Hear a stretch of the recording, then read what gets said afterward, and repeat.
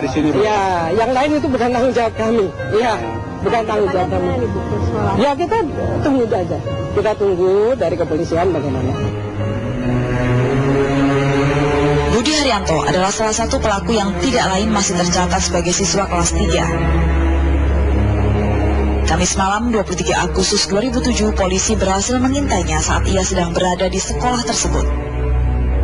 Dia tidur, jadi saya nggak ketemu langsung ngomong itu, nggak tidur. Lagi tidur, Bapak gimana cerita datang atau gimana? Kita datang dari sini, datang sholat isya, orang tidur itu. Dia udah mungkin capek ya nanti. Pesan tidur, saya masuk lagi. Selain penangkapan yang terjadi di sekolah itu, beberapa orang pelaku ditangkap di tempat terpisah, yakni di salah satu tempat pengisian bahan bakar umum di bilangan Tanjung Barat, Jakarta Selatan ini.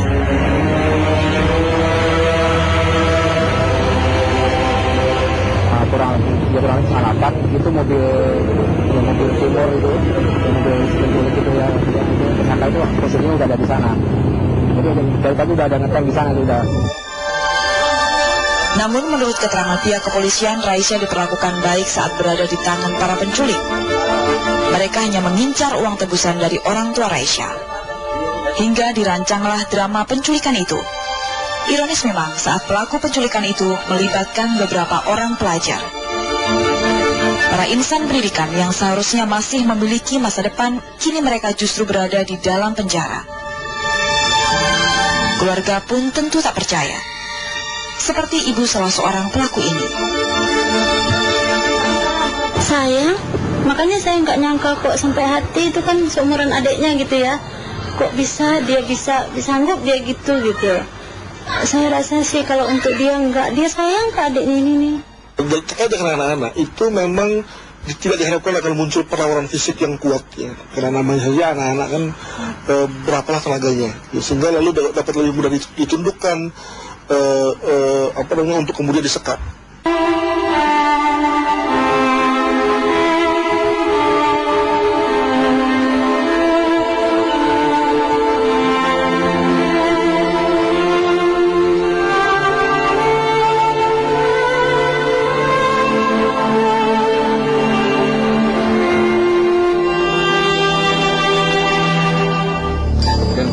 Raisah Ali Said yang telah hilang selama 9 hari memang telah berkumpul kembali bersama keluarganya.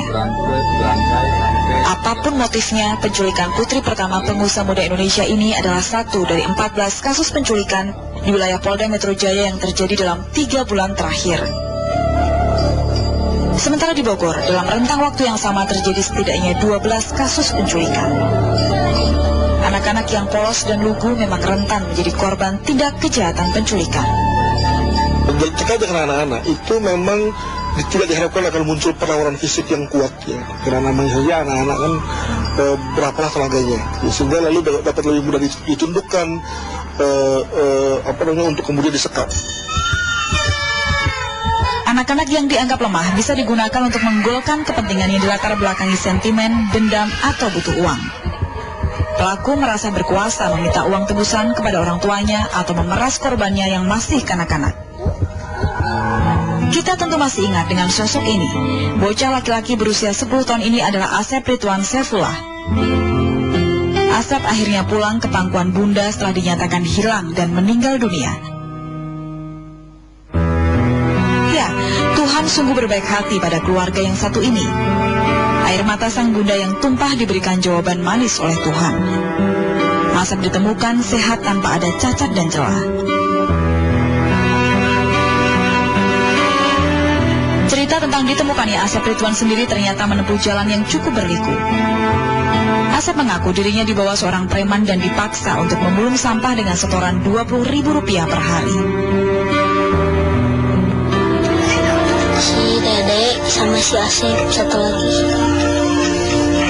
Terus udah dia ikut ngamen sama saya. Kalau dia mulung saya ngamen, kalau saya ngamen dia mulung.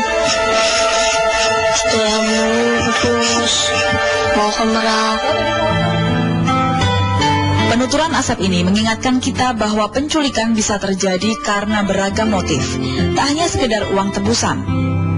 seperti Asep yang diculik agar bisa dieksploitasi pelakunya. Bahwa memang lebih menguntungkan untuk menculik seorang anak gitu ya, menyekap seorang anak karena tadi dia lemah dan bisa mendatangkan uang banyak. Nah itulah yang menurut saya jalan berpikir yang diambil oleh seorang pelaku kejahatan juga. Artinya, korban penculikan bisa siapa saja, tak peduli ia anak orang berada atau tak punya. Asep misalnya, kondisi ekonomi keluarga Asep tentu jauh berbeda dengan Raisya Ali, anak pengusaha muda yang juga Ketua Harian DPP Himpunan Pengusaha Muda Indonesia HIPMI. Menurut data dari Komisi Nasional Perlindungan Anak, dalam kurun waktu 1 semester di tahun 2007 ini sudah dilaporkan terjadi 39 kasus penculikan anak. 38 anak dinyatakan hidup dan dikembalikan kepada keluarganya, sementara 1 orang dilaporkan meninggal dunia. Dan dari 39 kasus, 34 diantaranya dilatar belakangi oleh motif uang tebusan. Sedangkan pada 5 kasus lainnya, anak-anak korban penculikan tersebut dieksploitasi dan diperjualbelikan sebagai pekerja seks komersial. Motifnya selalu ekonomi dengan 4 bentuk. Ya. Itu dilakukan misalnya lewat tebusan. Ya. Jadi menculik diikuti dengan minta tebusan. Itu kan tetap artinya motifnya ekonomi.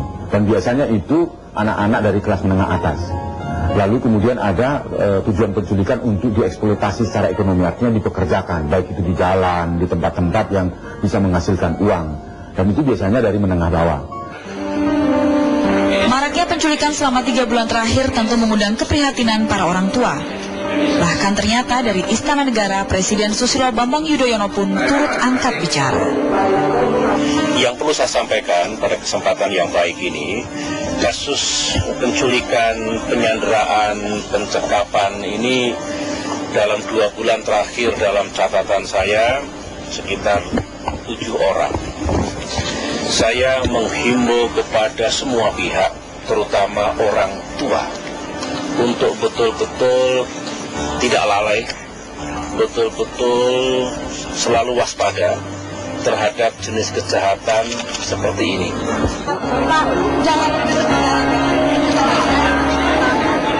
Dan hanya berselang sekitar 12 jam sejak pernyataan Presiden, Putri Pengusaha Muda Indonesia Raisya Ali ditemukan. Penculiknya pun berhasil diamankan. Berbeda sekali dengan yang menimpa Asep Ridwan. Titik terang pelaku didapatkan secara tak sengaja ketika sang ayah sendiri yang melihatnya di stasiun ketika sedang memulung, bukan karena kerja aparat yang memburu pelaku. Yang lebih tragis lagi adalah yang menimpa bocah 6 tahun asal Bekasi, Yusuf Maulana.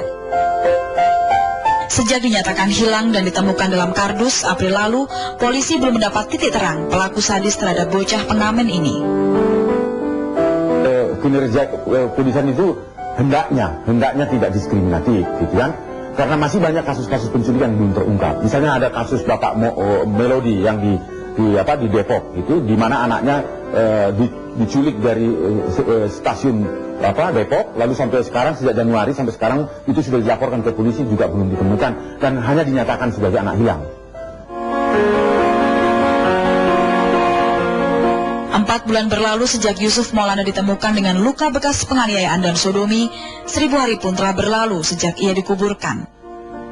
Namun keluarganya belum juga mengetahui pelaku sadis yang telah menculik dan membunuh anak mereka.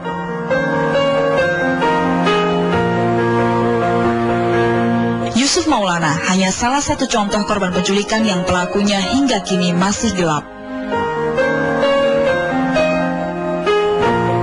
Pelaku penculikan yang masih berkeliaran. Padahal seperti Raisya Ali, Yusuf Maulana ataupun korban penculikan lain yang hingga kini belum ditemukan, mereka tentu merupakan buah hati keluarganya, permata dan harapan kedua orang tua mereka.